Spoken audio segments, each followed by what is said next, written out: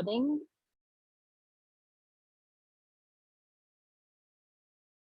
Hi everyone, welcome to the 30-second talk in our series.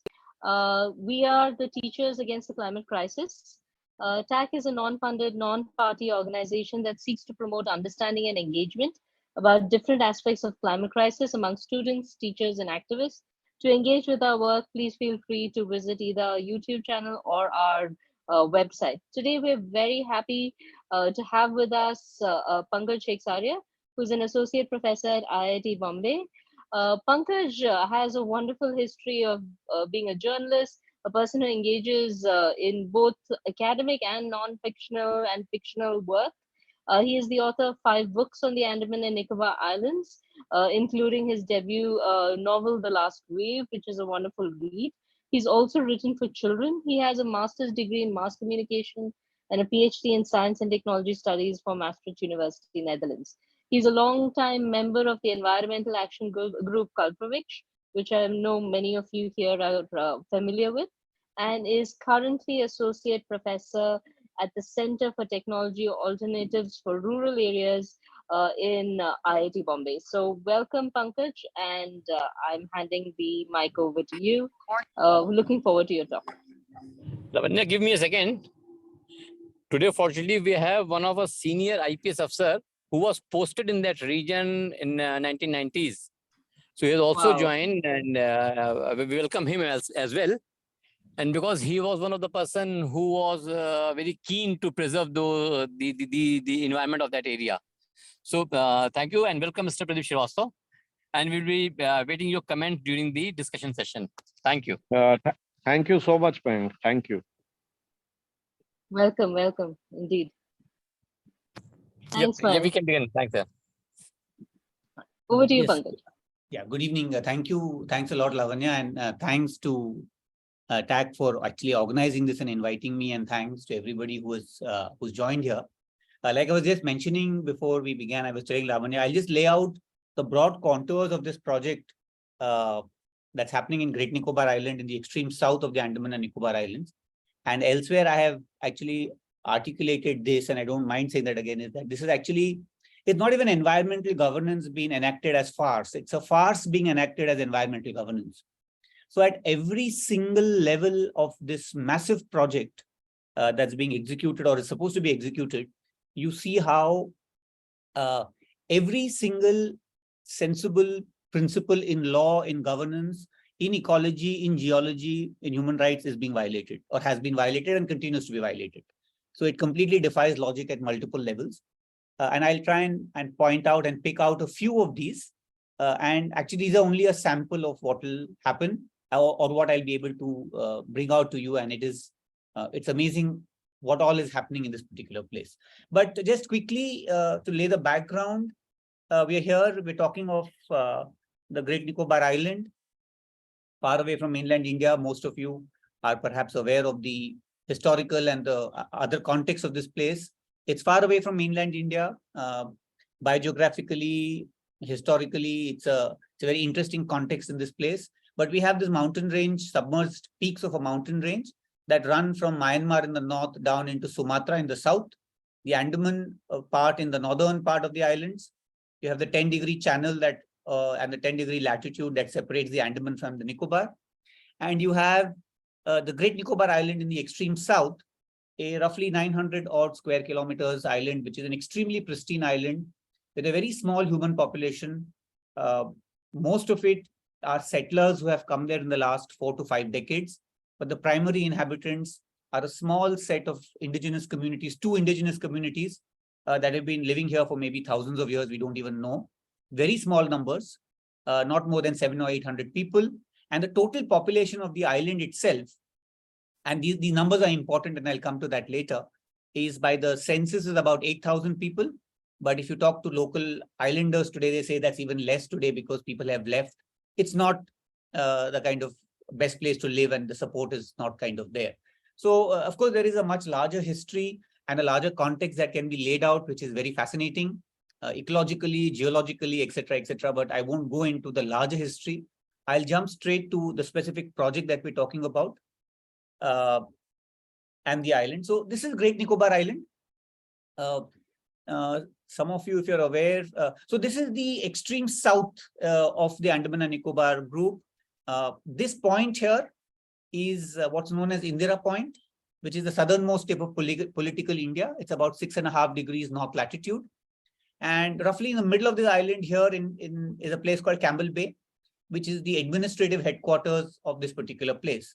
Now, what you see in the map laid out here is from a document that I will show you in the next picture, is the layout of this particular project that we're talking about. It's called a project for the holistic development of Great Nicobar Island at Andaman and Nicobar Islands. This is an image of the March 2021 pre-feasibility report prepared by AECOM India Private Limited, which is a Gurugram-based consultant.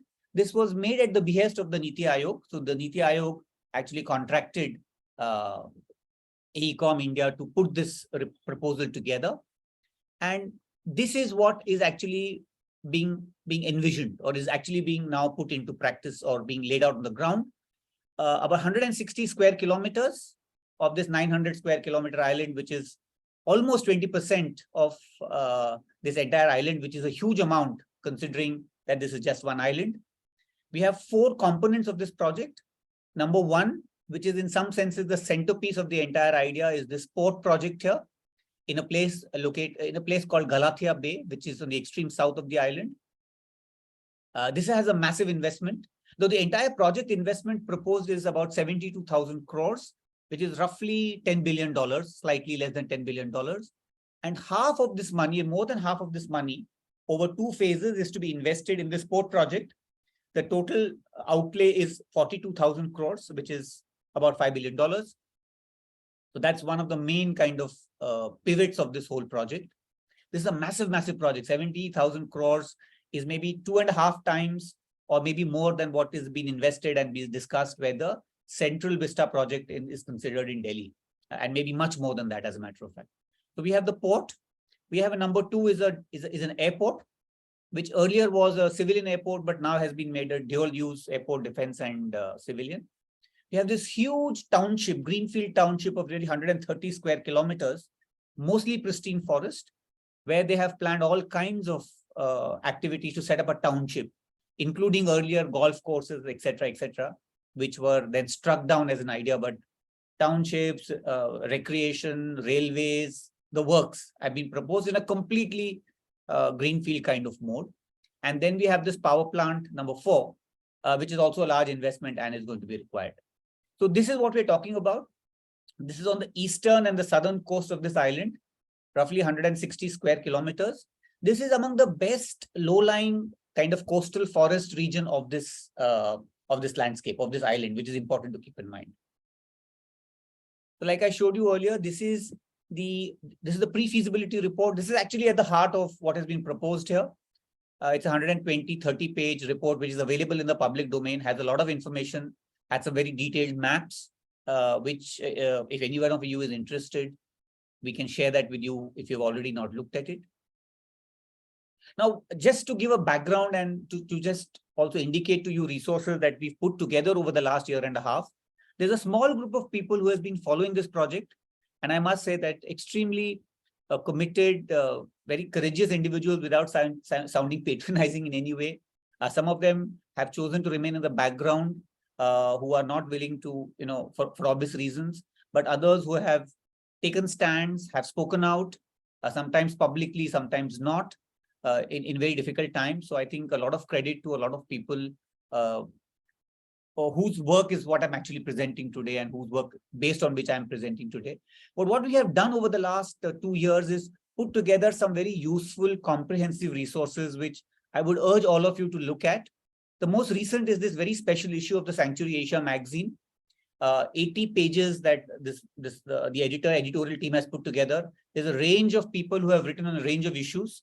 I have one cover story or a kind of overarching story that basically narrates the contours of the project as I'm describing it to you today. But aspects on the ecology, or various aspects of the ecology of across the board, I mean, forest, coastal, marine, specific issues of the island. So it's a very nice a beautifully illustrated issue that is available now online. You can look it up.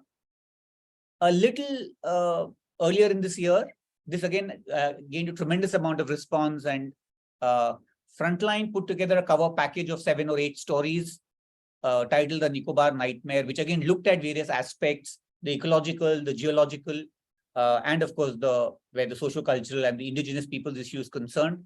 There is, for instance, in this particular issue, a very nice article by Professor Janki Andharia and her team at TISS, at Tata Institute of Social Sciences, who have discussed the tremendous geological vulnerability of this landscape. And we'll discuss this later. They documented, and it's well known that in the last 10 years, this island ecosystem has experienced about 440 earthquakes, which is 1 earthquake a week on an average. So the liability and the vulnerability of the place is so high, and we look at the EI and stuff like that has not been considered. So this is one resource that is easily accessible and will give all of you a good snapshot of kind of what is happening if you're interested.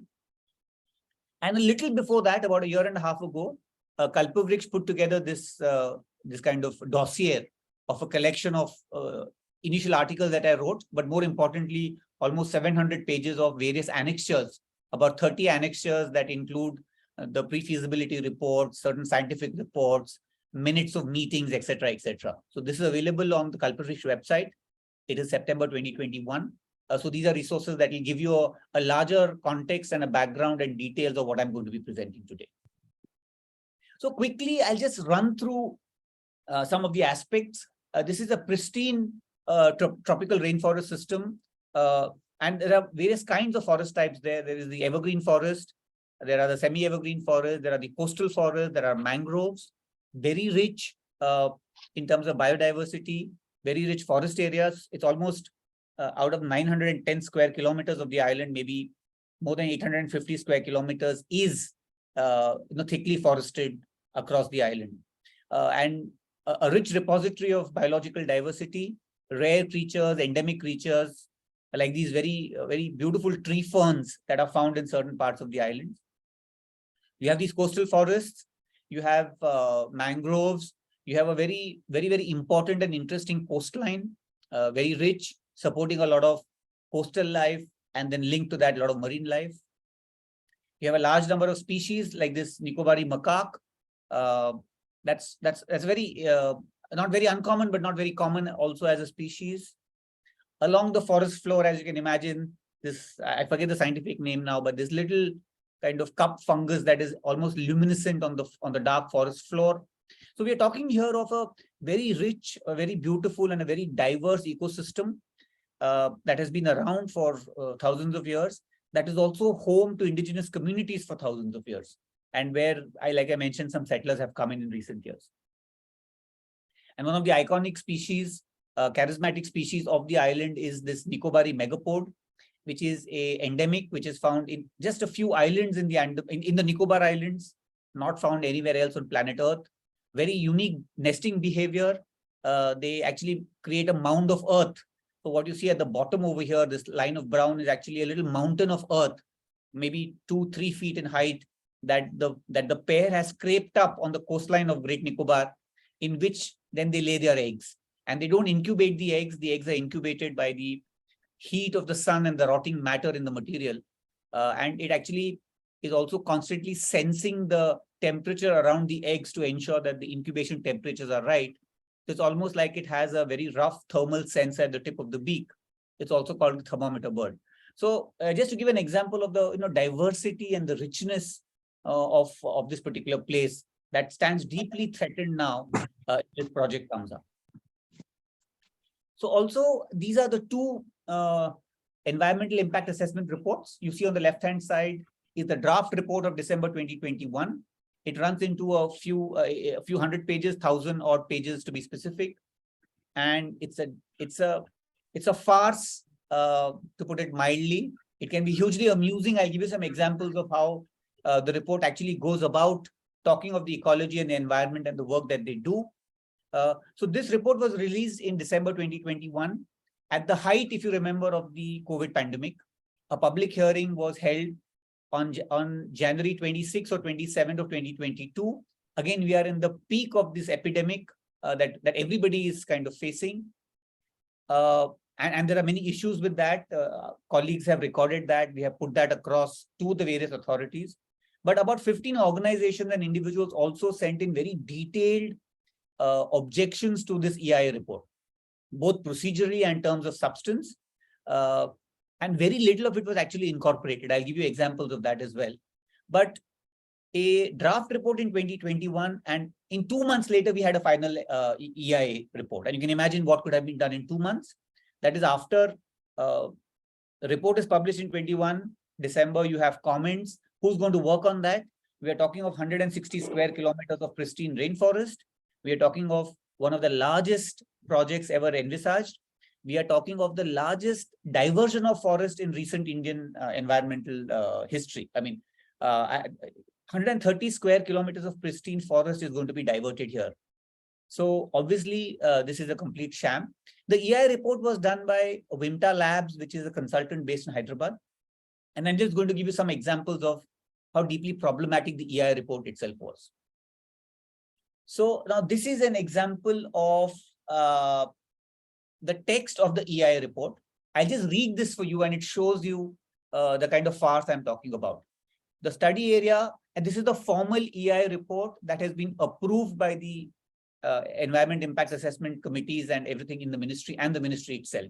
Also been accepted now by the NGT in spite of challenges that were put out to it. The study area comprises of the west coast of Great Nicobar Island from Campbell Bay to Indira Point and Galathia in the southern part. It includes all revenue villages and areas approachable and accessible on both sides of the road. You know, the west coast itself is wrong. We're actually talking of the east coast of Great Nicobar Island, not the west coast. So fundamentally problematic and not approachable, even approachable by sea. Similarly, thick forest vegetation with impenetrable shrubs and climbers was not accessible without clearing the vegetation and making the way. The hills are steep, slippery, and totally covered by multi-storied vegetation. Whenever we could gain entry through some opening into dense, thick forest, visibility was poor. Humidity was high, soil was wet and slippery on account of intermittent sharp showers every day. Invisible streams of water under thick carpet of dead leaves and twigs. Added to the problem was biting insects, including mosquitoes. Further, when one tries to look upwards to find out what the tree is, it is not just one, but many. Most trees are overgrown by heavy climbers and tree trunks, etc., etc., etc. Now, there was no threat of venomous snakes as they do not occur in the island. It was impossible to use any measuring devices like tape to make any quadrat in the forest vegetation. Hence, intense survey was carried out on both sides of this road, Campbell Bay, Indira Point Road, for 4 days. It is about 45 kilometers and the entire stretch was surveyed 8 times in 4 days. Now, this is laughable. And if you imagine the scale of what is then approved based on this EIA, we are talking of 160 square kilometers of pristine tropical forest. We are talking of home of indigenous communities that have special provisions and protections under the Indian Constitution. And we are talking of an area that is deeply, deeply geologically vulnerable. I'll come to that. Now, this is the level of intelligence and expertise that has gone into the EIA. And this is just one example. And I have written about it. We have shown that the EIA report was plagiarized. It was incorrect. It was lying. It was incoherent. It was inconsistent. In one part of the report, because they have copied from somewhere, they give you one set of information. In the other part of the EIA report, because it is sourced from some other source, they give you another source of information about the same particular dimension. Now these dates are also very, very interesting. So one survey was conducted from the 14th to the 22nd of December, 2020. Just a week, just 10 days. And also keep in mind, I'll come to this. The pre-feasibility report was published in March of 2021, but the EI consultant who is then writing the EI report has already started the survey 3 months before the publishing of the report. So twice, once and maybe more. In December of 2020 and February of 2021, somebody from Vimta Labs, and they're admitting to it that they're already conducting a survey of the ecology and the biodiversity of the island. when the proposal, the formal proposal has not even been put out in the public domain. It cannot be more blatant than this. So I'll come to 2 or 3 aspects of this. This is the tracks of a giant leatherback turtle that nests in the Andaman and Nicobar Islands. It nests on at least 6 prominent beaches in Great Nicobar Island, and it nests most prominently on a beach in this bay called Galathea Bay, which is the primary site for where this port is going to come up. Now, this is the giant leatherback turtle. Of the 7 species of turtles found in the oceans of the planet, the giant leatherback is the largest, which is why it's called the giant leatherback. It can grow up to 6 to 7 feet in length, 600, 700 kilograms in weight. And the latest Sanctuary article I mentioned to you has a nice piece by 2 of our prominent turtle researchers, Adit Swaminathan and Karthik Shankar of the Dakshin Foundation, that discuss some of the aspects of the leatherback turtle. But so the leatherback turtle has been on the planet since the time of the dinosaurs. And what's very important to keep in mind is that Great Nicobar Island and Galathea Bay, and I'll come to the importance of Galathea Bay, is one of the most important nesting sites of the giant leatherback in the entire northern Indian Ocean and perhaps globally. There have been variations in the numbers of the turtles nesting there, but recent records suggest what we saw is that at least for the last 2 nesting seasons and 3 nesting seasons, more than 500 nests of this turtle have been counted in Galathea Bay on the nesting beach in Galathea.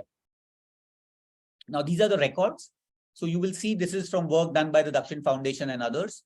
You will see this as Galathea. So there is a dip because of the tsunami of 2004, etc.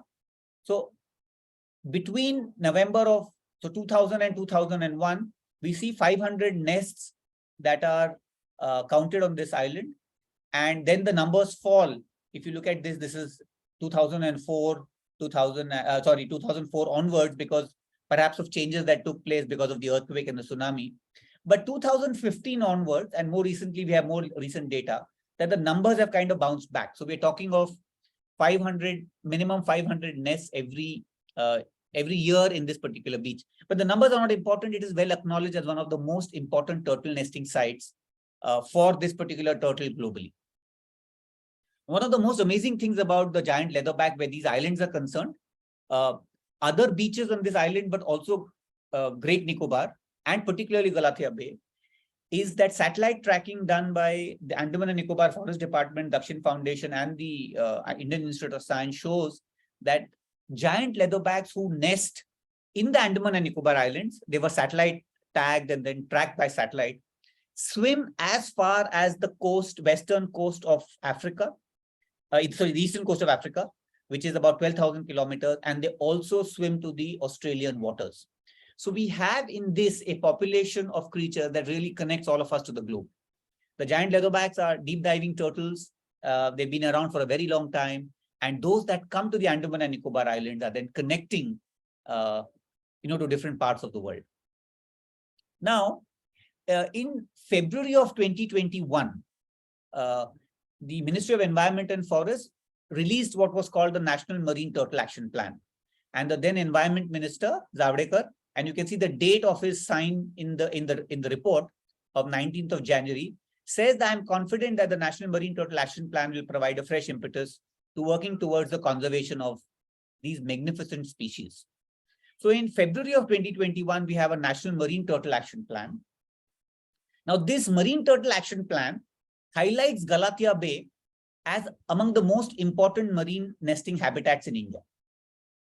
That same report also agrees that disturbance and loss of nesting beaches due to construction of ports, jetties, resorts, industries are among the biggest threats to these particular creatures and to these nesting sites. This is all in February of 2021. But before the report is released, in early January, 1 month before this National Marine Turtle Action Plan is released, Galathea Bay, which was notified as a wildlife sanctuary in 1997, was denotified by the same ministry, explicitly saying that this beach and this bay is required for the construction of this port. So it's almost like either the left hand does not know what the right hand is doing or they don't care. So when I started off by saying that this is a farce, one can make out how much of a farce it is, because 15 days earlier, you have already denotified a sanctuary. And then the minister writes a covering note saying that, we want to conserve these turtles. Now, this is an earlier design of this port. This is the Galathea Bay. This is where the river Galathea enters the sea. And because of the flow of water, it forms a very beautiful bay. This is how the pre-feasibility report has proposed the construction of the port. These are the berths. Now, this is roughly where the cursor is moving, is roughly a 2.5 kilometer long beach, white, silvery, beautiful sand, which is where these 500 odd nestings happen every winter, every year. Now, this bay, Galathea Bay, is roughly a 3.5 kilometer wide opening at the opening of the bay, where presumably the turtles then enter the bay and then come nesting over here. Now, the proposal, for obvious reasons, is to construct a breakwater, which will now restrict the opening of the mouth of the bay to just 10% of what it originally is. So from 3 kilometers, it's now going to be 300 meters. And the turtles are expected to swim in and reach to their beach, nesting beach, through this particular opening. And the Wildlife Institute of India and the Environment Appraisal Committee of the Ministry of Environment and Forest and the MoEF and the NGT have said this is okay, that we don't have to worry. We can put in a mitigation plan and the turtles will continue to nest on this particular beach. It defies complete logic, because you have reduced, obviously, you have reduced the access to the beach by 90%. How will the turtles even reach the beach? And we're not even talking about everything else that will happen when the port becomes operational. There is going to be shipping, there'll be oil spill, there'll be light, sound, etc., etc., etc. So you can imagine what's going on. And so the WII, the Wildlife Institute of India, also specifically in a report and in the meeting of the Wildlife Board, the National Board for Wildlife, in the standing committee when the matter came up, has given its approval. I forget the dates exactly, but I'll show you again the farce that has been enacted. They said it is okay and that a mitigation plan can be put together.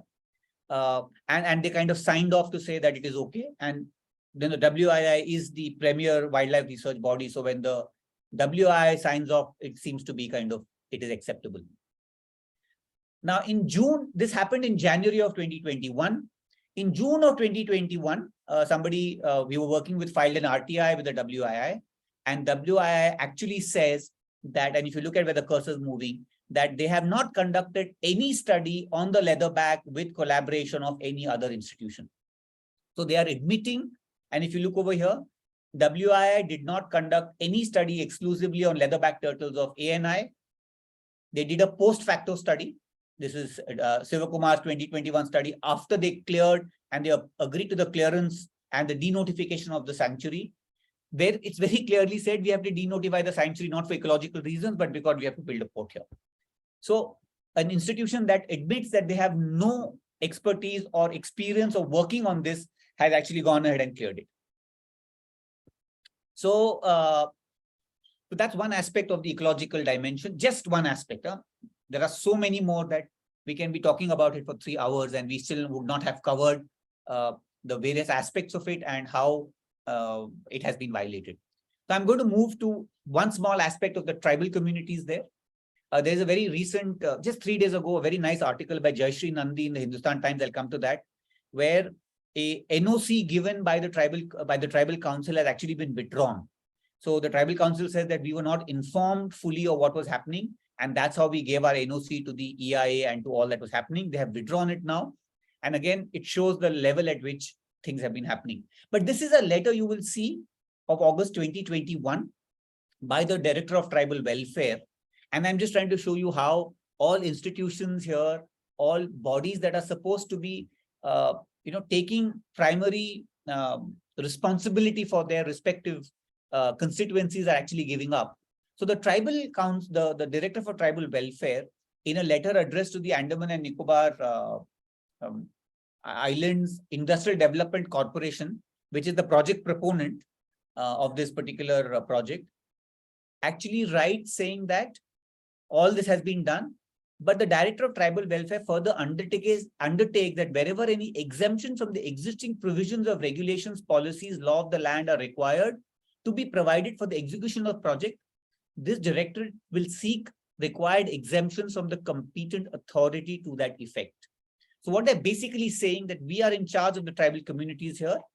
Our responsibility is the welfare of the indigenous communities, but we will make extra effort to allow for dilutions and whatever of the relevant provisions to allow for this project to come up.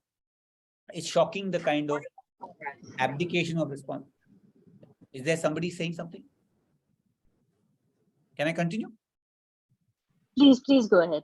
Okay. So, this is just one example of the level at which this is happening. And more recently, there was a whole bunch of RTIs were filed, and there is the PVTG division in the Ministry of Tribal Affairs. So, the particularly vulnerable tribal groups, which the Shompen community is categorized as. So, the PVTG division in the MOTA says, we don't know anything about this. You go to the Niti Aayog. The Niti Aayog says, we don't know anything about this. You go to the Ministry of Home Affairs. And the Ministry of Home Affairs says, we don't know anything about this. You go to the Ministry of Tribal Affairs and you go to the Niti Aayog. So this is like a football that's being kicked around where nobody is willing to own up to anything that they have actually done.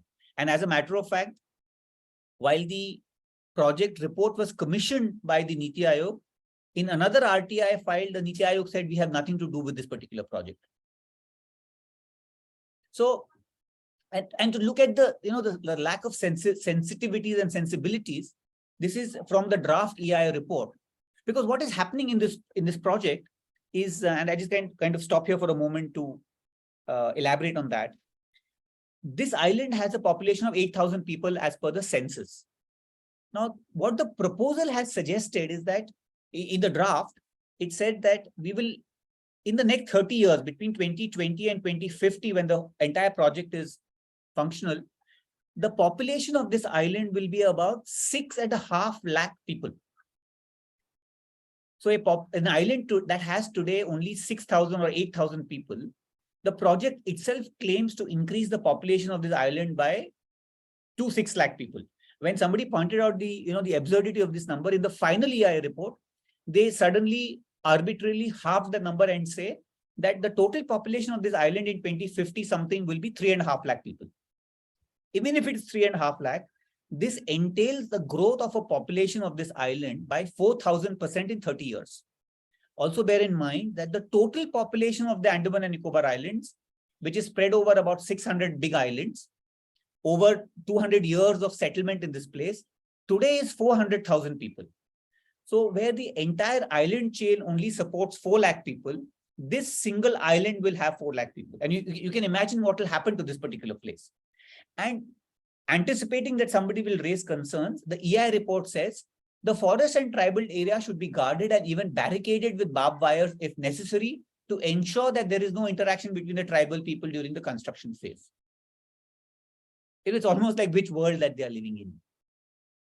So it just multiple layers of insensitivity that are there. I mean, completely ignorant of what is happening all around the world. Absolutely bizarre and absolutely crazy what's happening. Now, I'm assuming there are a few environmental ecologists, people who look at NPV, who look at forest evaluations, etc. Now, this is in the EIA report. There's a cost-benefit ratio of 8.56.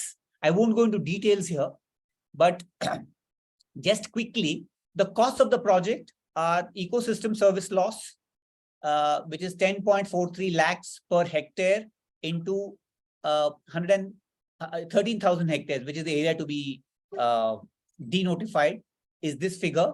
There are environmental losses, which are 30% of NPV. And there's a cost of development of trees over 260 square kilometers because they are proposing compensatory afforestation over 260 kilometers. As we know, in Haryana now, that's going to be the cost. So these are the total costs. Now the incremental benefit is this much, this much, this much. I can share these details with you, but the eco benefits of afforestation, the economic benefit in NPV, and the incremental benefit, the 72 whatever lakhs is the cost of the project, which is the 72,000 crores. And this is some benefit that they have calculated. So and I think that this is going to be a very interesting thing to look at, because the entire absurdity of the whole NPV and of the ecological evaluation has actually, and of compensatory afforestation, has been taken to its extreme limit in this particular case. So 130 square kilometers of tropical evergreen forest to be diverted in the Andaman, in the Nicobar Islands, is going to be compensated by 260 square kilometers of afforestation in 3,000 in a place 3,000 kilometers away in the Aravalli region in Haryana. And this is the kind of evaluation that has been done. So I think we, as scholars and researchers and others, I think it has been stretched to its complete limit now. I mean, it's bizarre. It's beyond bizarre if this kind of argument can be made. And this can be a justification in economics, in ecology, and in governance and law to justify a project of this kind. And this has to be taken up, I think, at multiple levels within the academia and I think even otherwise. So this is just a quick idea of the island. I was just giving you figures earlier just to kind of give it the real numbers of what it is. 8,000 square kilometers and about 1,800 square kilometers in the Nicobars. And if 1,800 square kilometers in the Nicobars, half of this is in Great Nicobar, you can imagine. So roughly, that's the importance of Great Nicobar Island in the Nicobar group of islands. Now I come to the kind of final part, as it were, of the presentation, is the geological vulnerability of this island group. Now, we've spoken ecology and we've spoken a little bit about the tribal community. I want to go back to December 2004, when the earthquake of 2004 happened and the tsunami happened. Now, we all kind of recognize December 26, 2004 for the tsunami, but as we all know that the tsunami is caused by the earthquake. And there was a particular configuration in these islands that is very important for the islands in general, but also for this particular project. And I just like to take the analogy of a seesaw in a child's playground in our cities, where one side goes up and the other side comes down. So what happened on December 26, 2004, when before even the tsunami hit these islands, the Andaman and Nicobar Islands tilted like the seesaw does in a child's playground. So the Andaman Islands came up on an average by 5 feet that morning. And the Nicobar Islands and Great Nicobar, where this project is going to be located, saw permanent subsidence of 15 feet on the morning of December 26, 2004. Now we have some very interesting satellite imagery here. If you look on the left-hand side, you see 21st December 2004.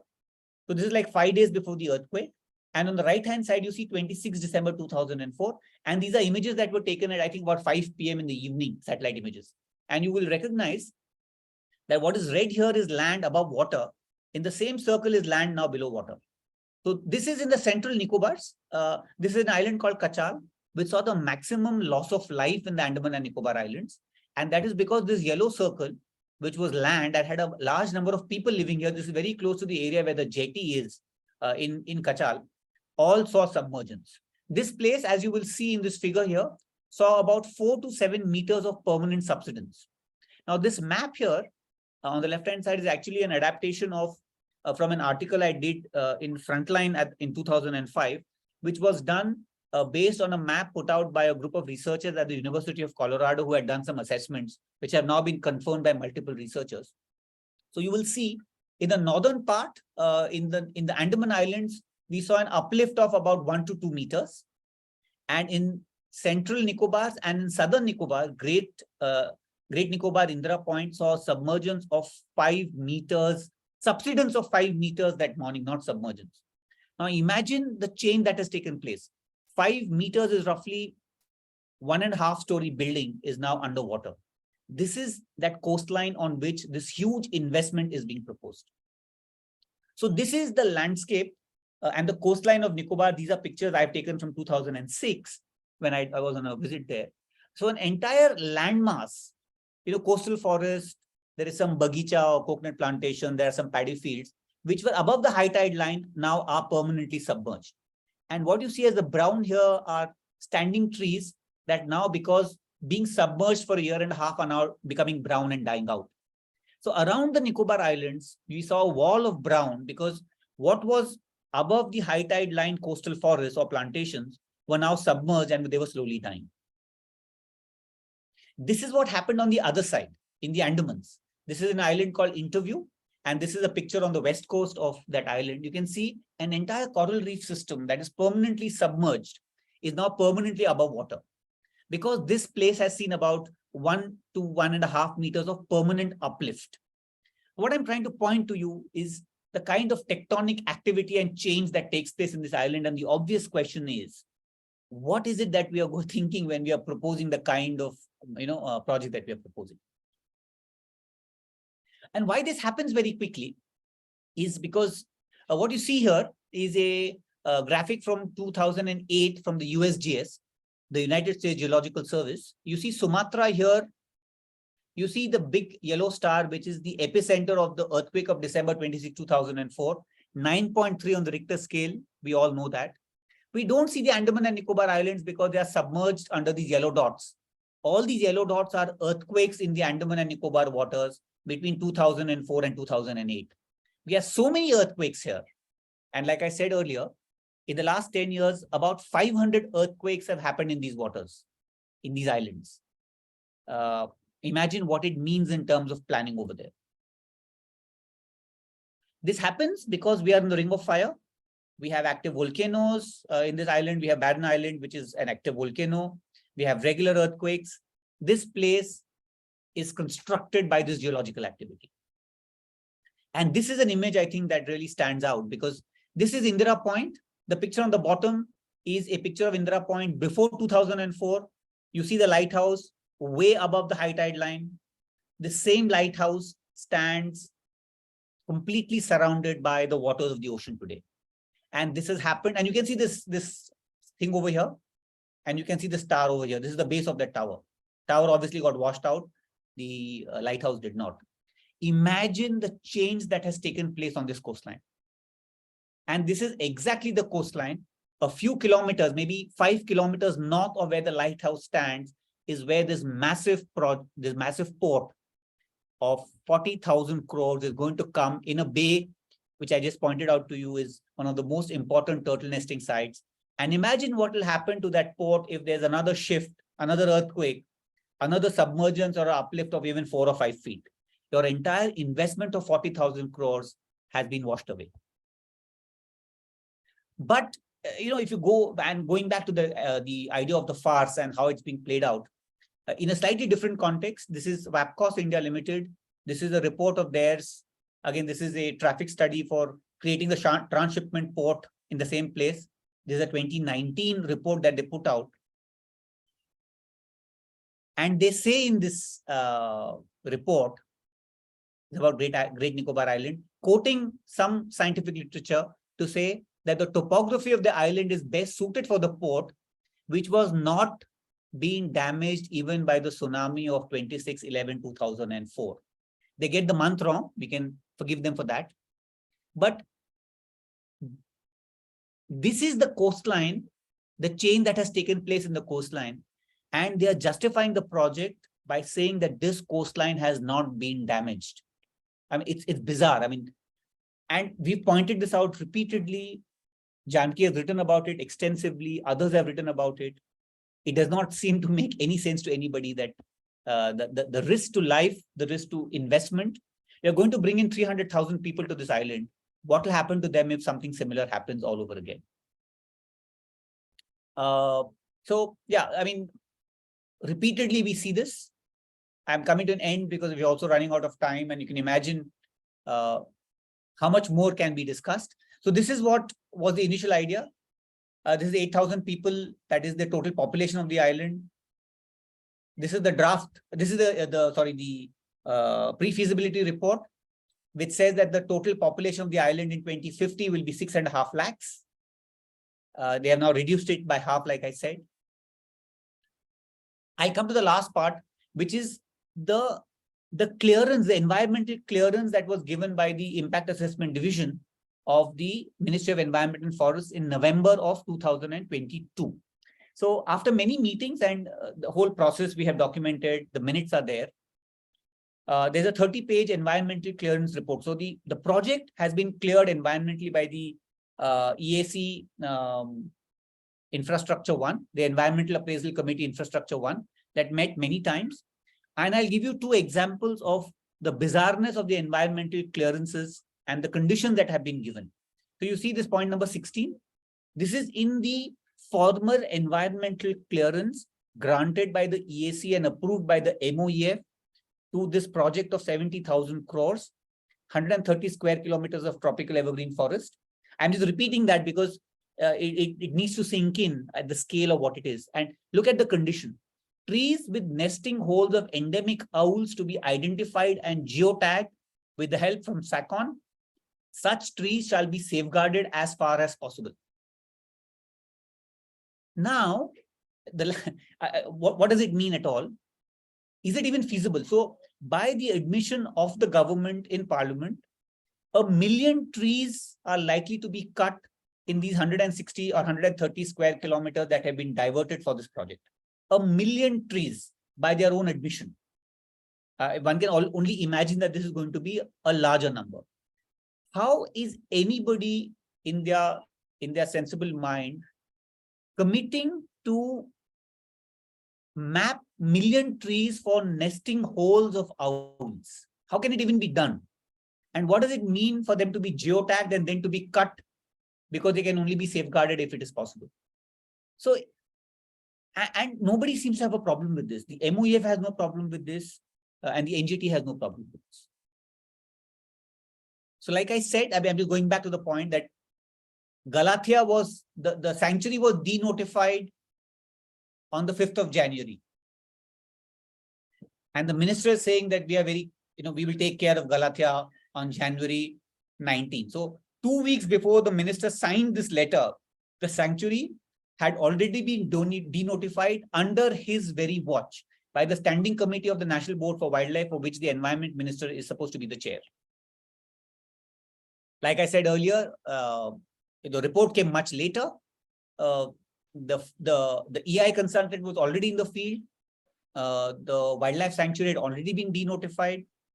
Pankaj, sorry, but we're running out of time. Could you conclude? Okay, so yeah, I am going to just come to the last aspect where, again, the farce that's being enacted. The Haryana CM knew of the forest clearance before the ministry cleared it. They are going to use those thousands of crores to create a safari park in the Aravalis. And like I said earlier, the tribal council has withdrawn its NOC. And lastly, forest clearance has been granted. The application for forest clearance was made in October 2020. The stage 1 forest clearance was granted in October 2022.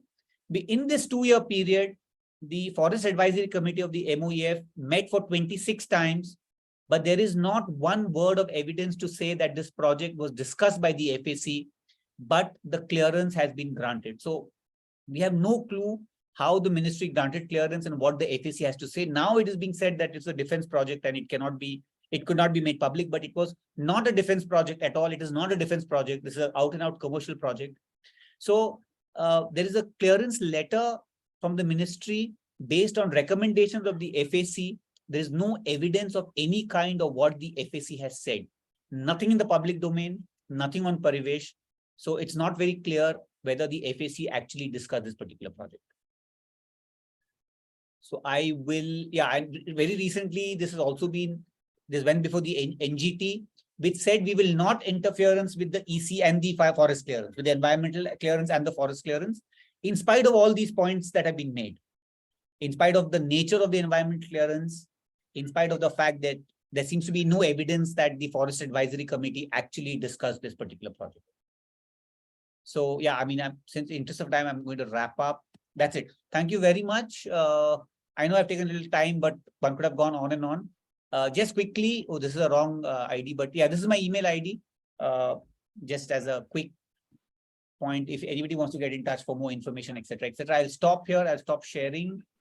And sorry for stretching time, but I'm very happy to take questions and any feedback and whatever. Yeah. Thank you so much, Pankaj. No, not at all. That was such a lucid presentation, and it really brought out how absurd this particular process is. So thank you so much for highlighting all that you did.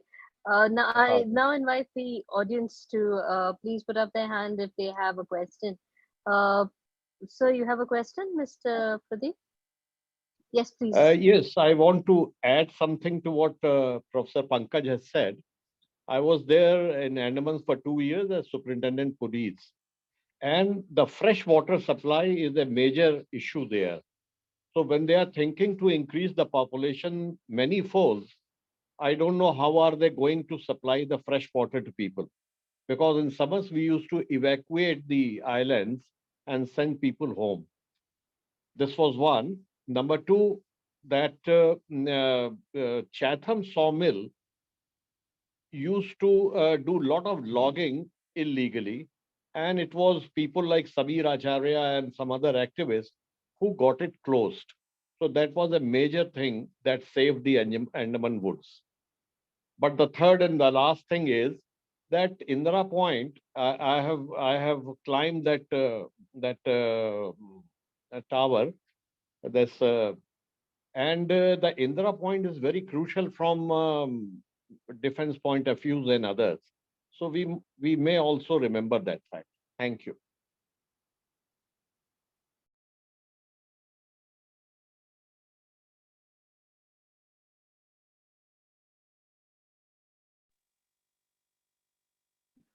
Thank you so much for adding that. Sorry, I didn't realize I was muted. Pankaj, would you like to respond, or shall I move to the next question? I can quickly, what has been mentioned, the water problem is a serious issue, but Andamans is far away from this particular place. And as a matter of fact, this summer, they have curtailed water supply in Port Blair to once in 3 days for a few hours. So water is a serious problem, ironically, in this tropical forest. How they're going to manage in Great Nicobar, one has no clue. Where the defense issue is concerned, it's interesting because this 40,000 crore project is a commercial project. So I think when everybody is saying defense, I'm okay with it being a defense project if it is a defense project, but it is not a defense project. 130 square kilometers of a township, they are proposing golf courses, they are proposing entertainment parks, they are proposing, high-end villas. This is not a commercial project. 40,000 crores is in out and out transshipment port. They are they are proposing to get investments from all over the world. And where the defense point is concerned, I will put in the chat, I will put in a link, a very interesting set of discussions going on by very senior ex-defense personnel. And it's an open discussion that they're having. It is not that this is a defense project and the matter is closed. Even in the defense community, they have differences of opinion on what the defense implications of this project are. One is not saying there are no defense implications, but it is not like a chapter closed. Even people who know better than us are saying that we have to look at many other dimensions. They're saying even from a defense perspective, there are other points of view. Even if it's a defense project, a 40,000 crore port is not the way to deal with the defense issue. So this constant rhetoric of the defense is being used for something else, is what I want to put across. And I've been thinking about this, and I realized in the last 1 week or so that this question has to be asked: how is a 40,000 crore commercial project a defense project? The only dual use defense and civilian component formally, officially, is the airport. Even the government is not saying that everything is a defense project. So why are we going about that? I think it's something that has to be very carefully looked at. Plus, you put in an infrastructure there and you have another earthquake and another 15 feet of your land either subsides or rises up. What happens to that infrastructure? Or what use is it? Will it not become a liability rather than being an asset? I'll leave it at that. Yeah. Thanks, Pankaj. We have a question in the chat. Madhushri talks about the coral reefs. Could you just go into more detail about the coral reefs? Would you like to ask the question directly, Madhushri? Hey, Pankaj, that was a great talk. Thank you. I mean, it really makes your blood boil when you look at, the shenanigans. But yeah, what's known about the coral reefs? Do you know? So I'm probably not the best person, but thing is that this island system in general and this particular island is so under-researched. We actually know very, very little. And so the sanctuary issue is a good compilation to get some sense. As a matter of fact, it's very ironical. In January earlier this year, the ZSI put out a 650-page compilation of research that they have done on Great Nicobar Island. Now, I think they have used some of this material in the EIA. So it's kind of all there. But it's also, you see that you get a sense of the richness that is there. In spite of the limited work that's happened, you see that there is a lot of new discoveries that they are reporting. Now, where the coastal issues are concerned and where the marine life is concerned, I think we don't know enough about that place, Madhushri. And very specifically, and as a matter of fact, that's the only point that the NGT order recently picked up. So the ZSI says, and it's there in all the report, that there are a number of coral colonies in the area where the port is going to come up. And the solution that the ZSI has offered is that we will translocate these colonies. So this idea that you can replace everything, you can cut down the tropical forest, plant it in Haryana, you can, construct a port and is just deeply problematic. I mean, it's just so instrumental. But even there, they have not said we will translocate all the colonies. But I'm not the best person, and from what little I know, we don't know it. So those are areas that even the NGT has recognized. The NGT has recognized that this is CRZ 1A, if somebody knows coastal zone regulation. Turtle nesting sites, mangroves, coral reefs all come as CRZ 1A, where no... Naga, sorry. Sorry, Pankaj, please continue. Yeah. So Naga, please mute Naga. Yeah, please go ahead. So we don't know what is there fully. I think we know that the little that we know is also being threatened, and we don't know what we are going to lose, because this is a case of an unknown. That forest and that coastline, that sea is so rich. True. Thanks, Madhushri, and thanks, Pankaj. Naga, you're up next. Would you like to unmute and ask your question? Yeah, I'm so sorry for being unmuted earlier. And Pankaj, thank you for really such a lucid and passionate presentation, which we learned so much.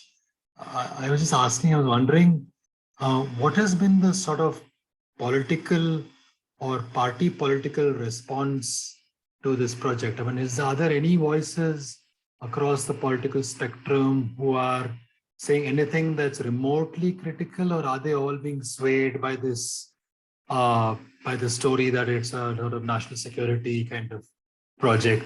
I forget, I wonder whether it was in this context that, was it Jairam Ramesh or was it Shashi Tharoor, one of them, who was saying that we should not be sort of speaking up to clearly. Maybe I'm getting it factually wrong, but I was wondering whether there is any kind of anybody across the spectrum who's kind of raising voices again across. It could be left spectrum, could be anybody, any of the left parties, anybody who's raising sort of political voices against what is unfolding. So locally, there is not much discussion or concern. So a certain settler community, a certain percentage of the people who are settled in Great Nicobar are in support of the project, because they see over the last 30, 40, 50 years of repeated, non-fulfilling of promises to these people. And I think it's very legitimate concerns that they have. And they see this as a way that they will get what they think they should get. I mean, we believe, and we've been arguing that that's not going to happen. This project is not being done in the interest of the local people. So if I may interrupt, what do they think that they will get? What are the things like infrastructure will come and jobs will come, the standard thing. So right.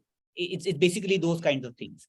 And that can certainly be given by the state. You don't need a 70,000 crore project to give people basic stuff, So that discussion has been going on. There is a local kind of mobilization of course, this is a national project and people opposing it are anti-national. That discourse is there. Where the national thing is concerned, there has been over the last 3-4 months, some amount of questions that have been asked. There was, I think, following the Frontline article, there was this, what is this group of ex-bureaucrats, former bureaucrats, wrote an open letter to the president. And this is the Constitution, some group, I forget what the full this thing. So they have raised questions that did get a lot of traction. There have been questions in Parliament. I'm across the board. I forget the names now, but we can get those details, where they've basically been asking questions about the viability, about the environmental clearance and things like that. Obviously, I think the defense question has not been asked. But there has been a lot of traction. Media has shown interest across in the last few months. So there has been some concern largely on the ecological aspect, certainly also increasingly on the rights of the indigenous community. I think that is something where not enough attention has been given, where the FRA is concerned, where the legal provisions are concerned, where the right to life, the right to what is primarily of the indigenous communities, how it is being violated. I think that is now being raised quite substantially. So colleagues like Manish Chandi, who's worked in those islands, he has worked with those people, has been writing a lot. So there is a concern, I think, I mean, Naga, if I might say that, yes, to some extent it has been raised, but these are the issues. It's ecological. There's some concern on the geological vulnerability of the place, but largely ecological. Also, this whole business of Haryana, what does it mean? How is it even sensible to do that? Yeah. Thanks, Pankaj, and thanks, Naga. Rajeshwari has a question. Rajeshwari, would you like to ask it directly, or shall I read it out? You can read it. I just put it on this so that. No, please feel free to ask directly. Looking at it. Sorry. Yeah, so it's basically about. I mean, thank you, Pankaj. It was a very, very detailed lecture, and really enjoyed listening to it, and also getting all these details in one place. Really important. My question is about there's this paper in 1997, 1999, 2000. I mean, there've been a series of papers, talking about why cost-benefit analysis should be a method that we should just drop. That it's not worth it, because it's a dead method. It just uses an economic value of certain costs. Again, certain costs that are estimable, the others can be forgotten. Like the costs of so many turtles swimming all the way, building a network across the oceans, that the oceans build bridges, as environmental historians like Mahesh Rangaraj and others say, and not divide us, that these costs are not important. I mean, that they're not costs at all, So there's been, it's like for about 20 years, we've had these papers saying that it's just a dead method, let's just give it up. But we continue to do it as academics. I think we should have a ban, like the Me Too movement or something like that. We should have a ban on papers that use these kinds of stupid methods. I'm sorry. I mean, I know that a lot of us are vested in these methods too. But any method that does not give voice to nature, does not give nature an agency, should be just dropped.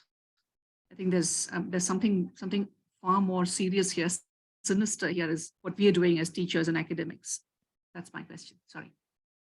No, I absolutely agree with you, Rajeshwari. But I think if we look at how it's going, I think we are moving more and more into that. And this is not an area of my expertise, or I don't even understand most of it. But if you look at the discourse around, you see that the whole Millennium Ecosystem Assessment and stuff like that is, repeatedly again and again. And I think the state is very increasingly relying on that. So recently, I mean, many of you might be aware, we do this protected area update newsletter. So recently, we reported this study by actually an IITB Bombay professor, which had done a evaluation of Sanjay Gandhi National Park in terms of like a few $1 billion kind of thing. Now, on the one hand, it's a very attractive proposition. And I think it also works in the system. So it might be very well for all of us to think that it is not to be accepted. And I think many of us would agree. But how do we make it happen in terms of challenging that rationale, challenging that imaginary? I think it's a question of the imaginary. It's not a question of the tools and the method. It's not even a question of value.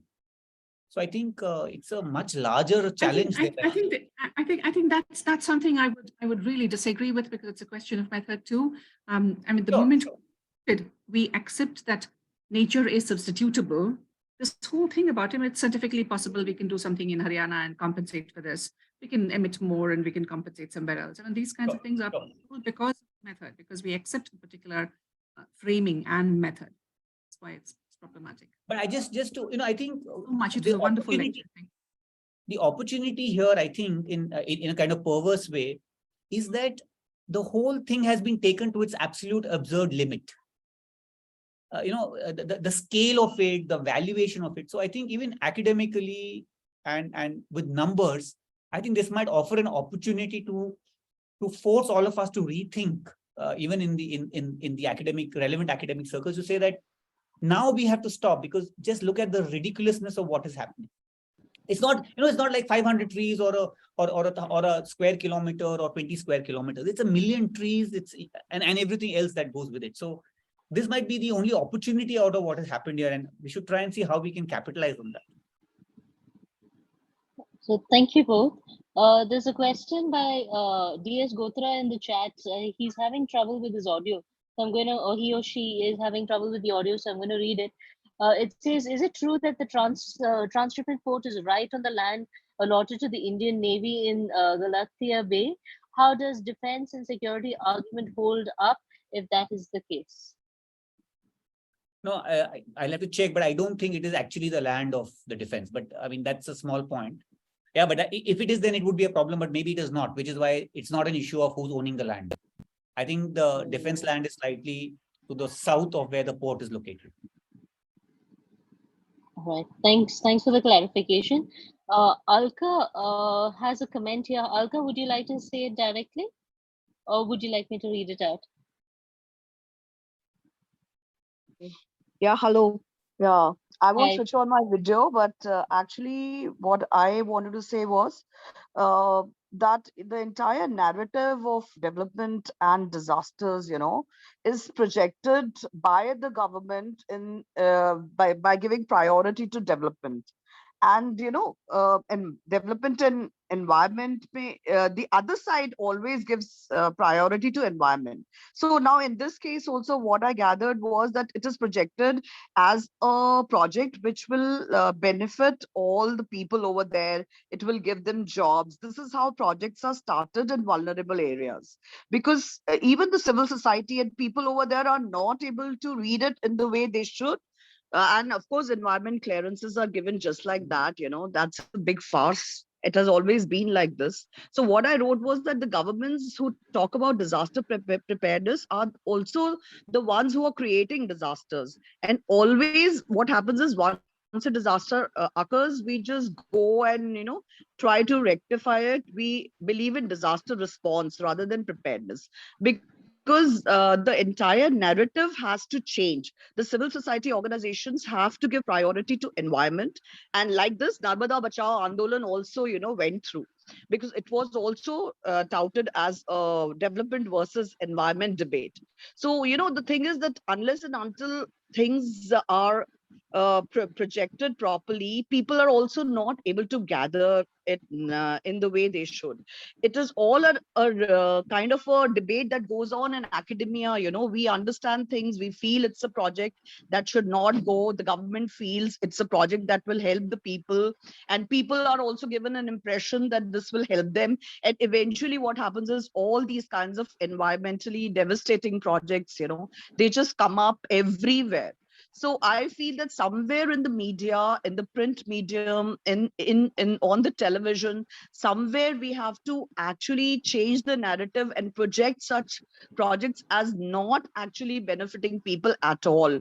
But the language, I don't know how it is going to be done. I mean, I'm just speaking very idealistically. Alka, sorry for cutting in, because there are a lot of other questions. Your point is please well go taken. ahead. Your point is definitely well taken. This debate will not go anywhere, because people will take it as a development project when we'll be projecting it as an environmentally problematic project. Very true. And I think Pankaj is the right person to talk, because he talks across all these mediums.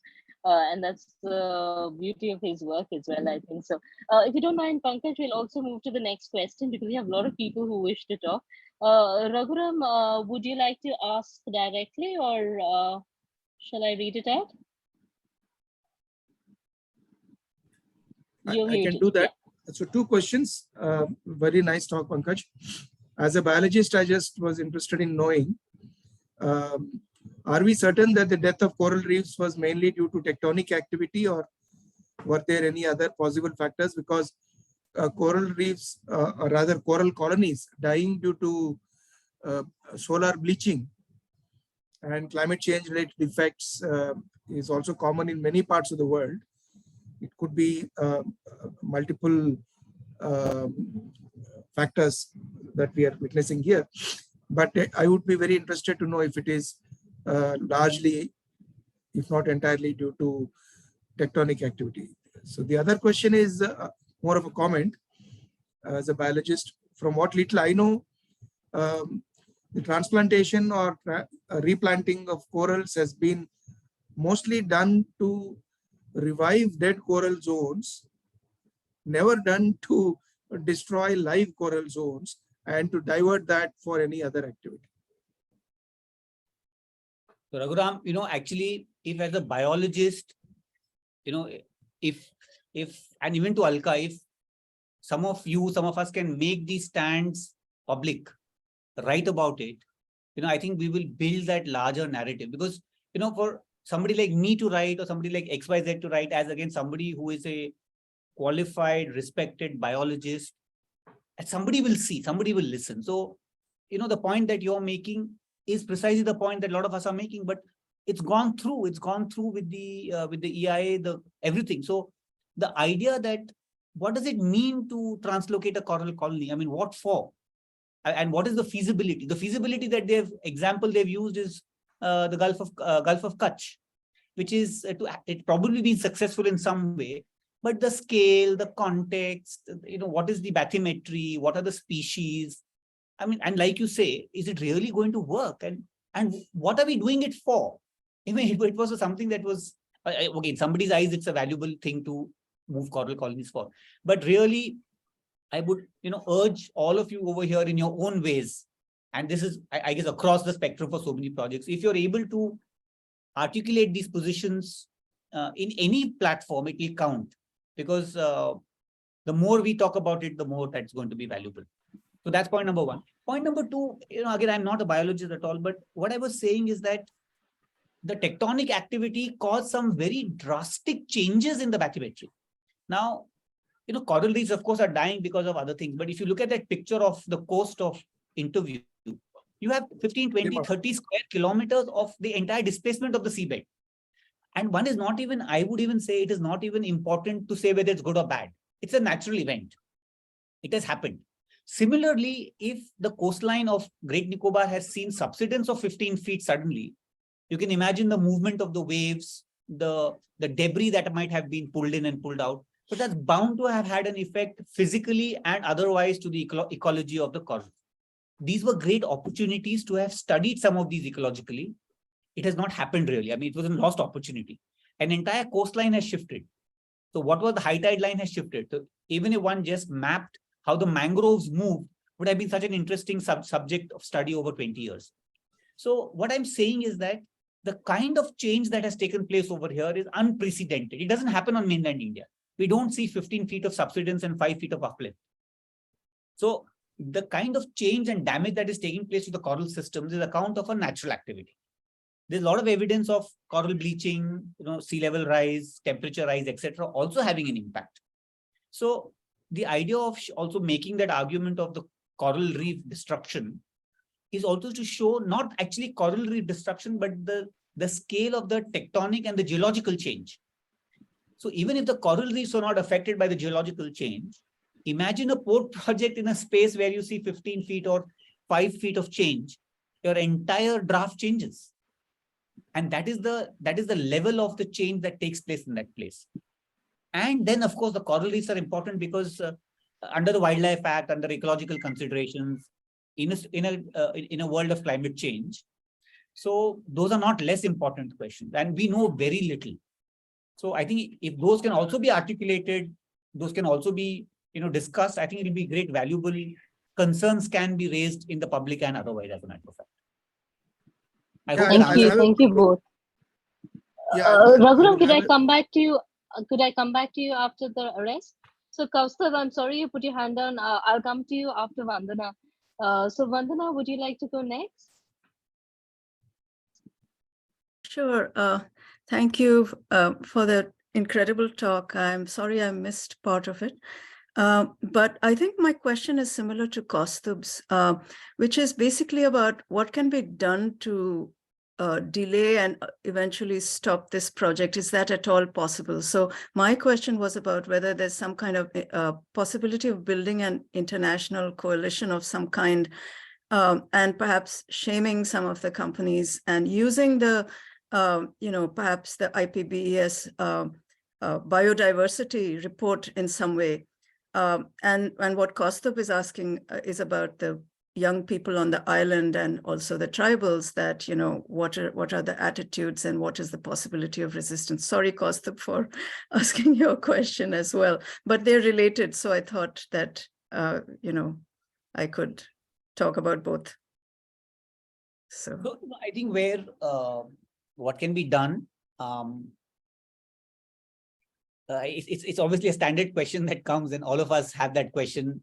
We ask ourselves and we're asking others all the time. So 2-3 things are very obvious. One is generating more understanding of the project. And there are many aspects that, in spite of what I've presented, and there's a lot more, there are still many gaps. So how do we research? How do we find out? So depending on what individual interests and capacities and capabilities are, what are the ecological dimensions, what are the legal provisions, etc., etc. That would be just building our common knowledge base on some of these things is I think, very, very important, because each one is like a point that helps in the end.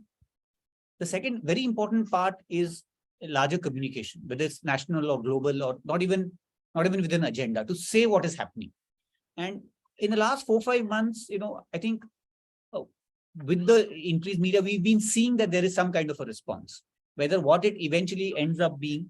So even the fact that we have this discussion today, it's obviously somebody in TACC has seen that something's happening, and somebody has been concerned. And so there is the building up of that awareness, and one can see a exponential increase in that, as I can see in the way that I am constantly being asked to speak. And, so that makes a very big difference, because different people getting to know is the first step in building up a larger community, as it were. Third, of course, is the communication on that, in terms of whether people can write to the concerned ministries, like many people have been doing, concerned officials, which again, many people have been doing. And I think all this counts. These could become avenues for the media to pick up. That's what happened, because when the Constitution Conduct Group wrote this letter, it itself became an event for the media to pick up, to say that 80 or 90 ex-bureaucrats have written this letter to the President of India raising concerns. So communication that is public and communication that is more direct to concerned authorities, I think, is certainly going to help. There's a huge need to get more information. It could be done through RTIs. And again, depending on where people are located, what they can do. So journalists have been doing that. Researchers have been doing that. That can be done. And then, of course, there are the courts. And that's where the matter now is. So about a couple of months ago, both the forest clearance and the environment clearance has been challenged in the NGT. Again, some of you are aware of that. There were 2 appeals that were made. Well, the NGT pretty much along expected lines has, like I pointed in my last slide, has said, we won't interfere with the environmental clearances and this thing, but they have set up, that's a small victory actually. So that 60-page order of the NGT is 65.5 pages, or what, 64 pages, so it can't be 65.5. 63.5 pages is a repeat of what the project proponents and the environmental clearance actually says. It just repeats all of that again and says there is a defense concern, and they suo moto quote some newspaper article and say there is a defense threat, so we think it's okay. This was being challenged on environmental grounds. So they should, so there's a question about that. But there's one paragraph in which they say that there are some concerns about the environmental clearance. So in spite of having said 63.5 pages is okay, they felt compelled to not give it a blanket clearance or say. So they've set up a committee that will give a report in 2 months. This is a committee made up of the same old people who have cleared the project. The ministry, the ZSI, the WII, the WII. So, but that's where we are. And hopefully that might be the way that we have to go forward. And there is some discussion on taking that forward. And then there is the issue of the larger Vandana, where we'll have to be a little careful about how it is done because of the concerns today in the climate today. But for example, the turtle connection internationally.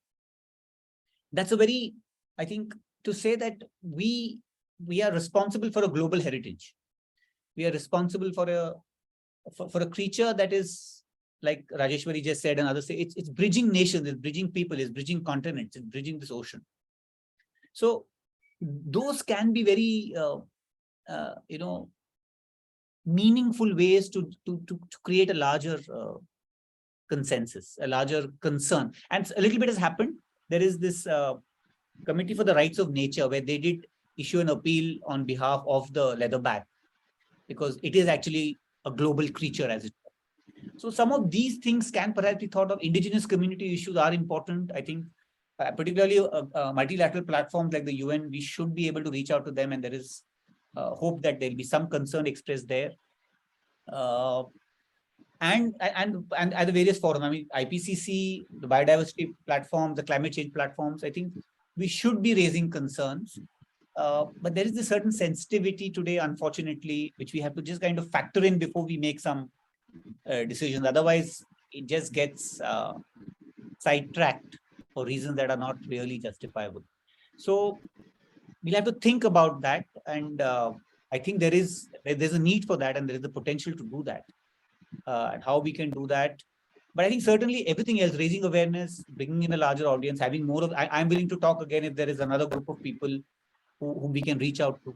Media, individual communications, information, even scientific writing as a matter of fact.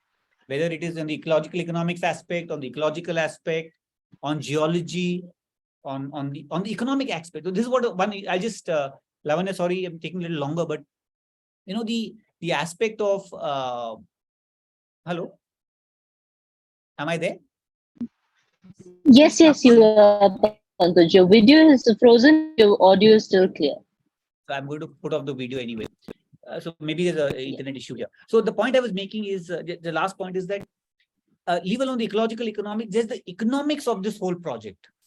If somebody's going to invest 40,000 crores, what is the economics that has been done of traffic? Because this is a port, this is a transshipment port.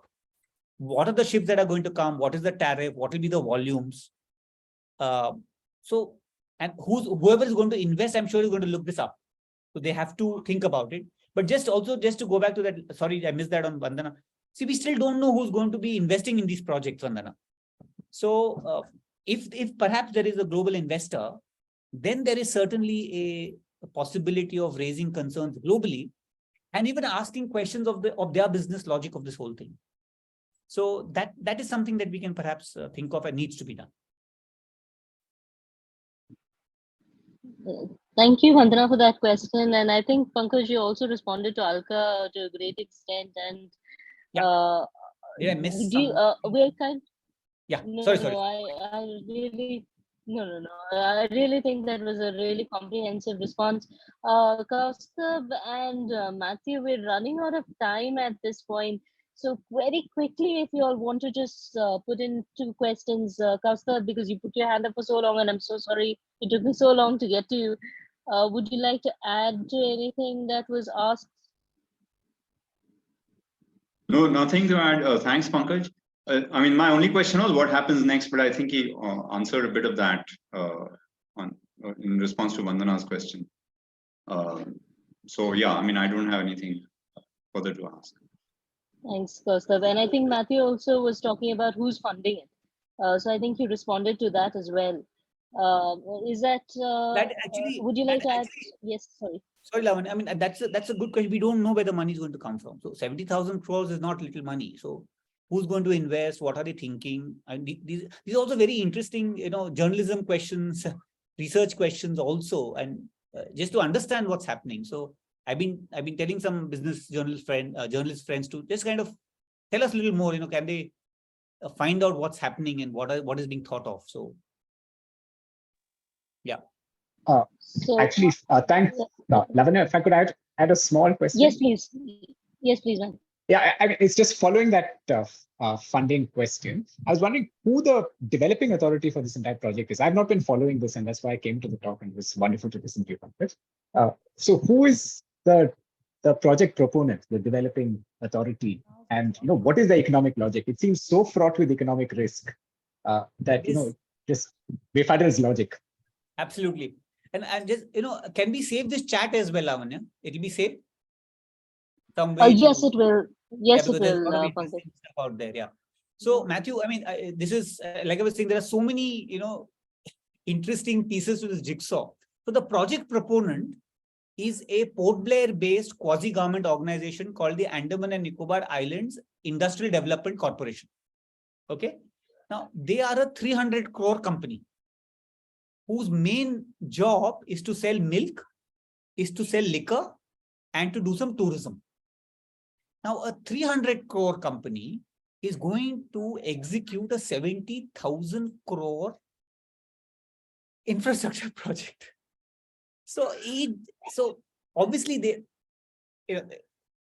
I mean, I don't know what's going on. I mean, so what is their capability? How are they going to do it? Who's asking them to do it? And as a matter of fact, now, after they got the clearance, they set out, it's very interesting. There's a 30-page job opportunities that Enidco put out, because they now have to hire people. They're saying we need a lawyer. They're saying we need an urban planner. They need they need all kinds of people whom they have no access to. So this is the project proponent, and how will they ever be able to execute this project? So who's thinking what and what's going on? It's completely bizarre. I mean, it's so fraught, like you're saying. That itself has something that has not been, discussed. A little bit, some of us have written about it, but nobody's asking questions of Enidco. Nobody's asking questions of their capabilities. On what basis are they going to be the project proponent? Et cetera, et cetera, et cetera. Thank you so much, Pankaj. Unfortunately, we've run out of time. I think we have so many more questions, and I wish I could go back to Raghuram, and I'm sure that we will continue this discussion even outside of this forum. So thank you so much. That was such a... Okay. I can stay unless you'll want to wrap up. I can hang around if we want to have a longer discussion, but your call, Lavanya. If you don't mind, I'm going to stop the recording, and then we shall, whoever wants to stay for the longer discussion can. But formally, I would like to thank you. I'm so happy. That was a fabulous talk.